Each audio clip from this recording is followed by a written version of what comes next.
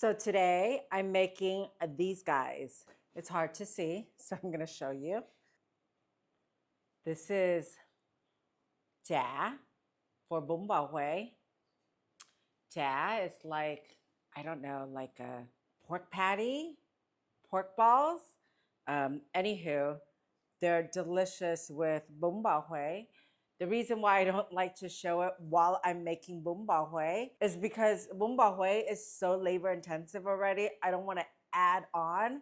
So if you guys want to be adventurous, you can make this delicious. So I'm going to show you how to do this. Start by sauteing shallots, garlic, and green onion whites until fragrant about 30 seconds. Pull it off the heat and then let it cool. In a food processor with the pork, add fish sauce, potato starch, mushroom powder, sugar, 6 ice cubes. The ice helps keep it bouncy and tender. And add your onion mix and mix everything together. Okay, so we're going to, I like to say slam the meat.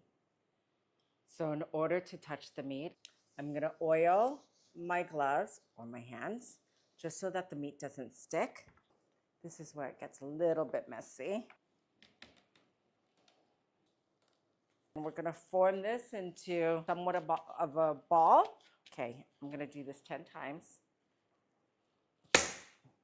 And we want to do this to remove the air pockets and then also to bind the meat a bit more. I actually learned this technique when I was in Vietnam, and I did a little cooking class, and they showed me how to do this with like lemongrass pork skewers, and I thought it was ingenious. In the beginning, it wasn't really binding together as much, but then now look at this. Then what we're gonna do is I have peppercorns that I'm going to just mix it in.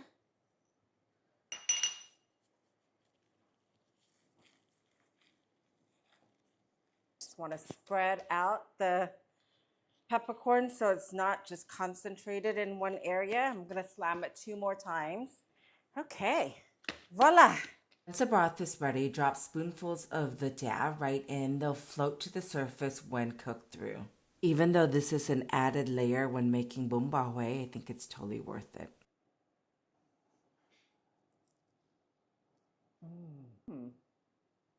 It's so delicious. I bit into that whole peppercorn, which is signature of this meatball patty, if you will.